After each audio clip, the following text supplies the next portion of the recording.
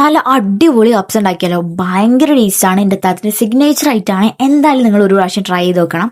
നിങ്ങൾ എത്ര അരിയാണോ എടുക്കുന്നത് അതിനനുസരിച്ച് വെള്ളം എടുക്കുക. അതിലേക്ക് മഞ്ഞപ്പൊടിയും കല്ലുപ്പും ആഡ് ചെയ്യുക. ഈ വെള്ളം നന്നായിട്ട് തിളക്കുമ്പോൾ നിങ്ങൾ അതിലേക്ക് ചിക്കൻ ആഡ് ചെയ്യുക. നിങ്ങൾ ചിക്കൻ എത്രയാണോ എടുക്കുന്നത് അത്രയും ആഡ് ചെയ്യുക. ക്യാരറ്റും മുളകൊക്കെ നീളത്തിൽ കട്ട് ചെയ്തെടുക്കണം. 2 പെട്ടി മാഗി ക്യൂബാണ് യൂസ് ചെയ്യുന്നത്. ആ 2 പെട്ടിയിൽ 4 മാഗി ക്യൂബ് ഉണ്ടാവും.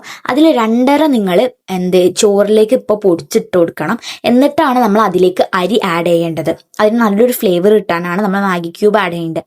ബാക്കി വരുന്ന മാഗി ക്യൂബ് നമ്മൾ ചിക്കൻ മാഗ്നേറ്റ് ചെയ്യാൻ വേണ്ടി യൂസ് ചെയ്യുക.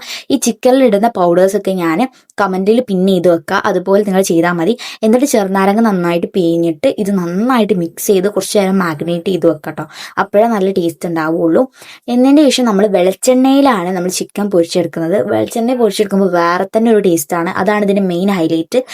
ചിക്കൻ പൊരിച്ചെടുത്ത അതേ വെളിച്ചെണ്ണയിൽ തന്നെ ക്യാരറ്റും മുളകും പൊരിച്ചെടുക്കുക. എന്നിട്ട് ഈ പൊരിച്ചെടുത്ത ചിക്കനും മുളകും ഒക്കെ നമ്മൾ എന്താക്കുക, വേവിച്ച് വെച്ചിട്ടുള്ള റൈസിൽ മിക്സ് ചെയ്തെടുക്കുക. അപ്പോൾ അടിപൊളി കപ്സ് റെഡി ആവും.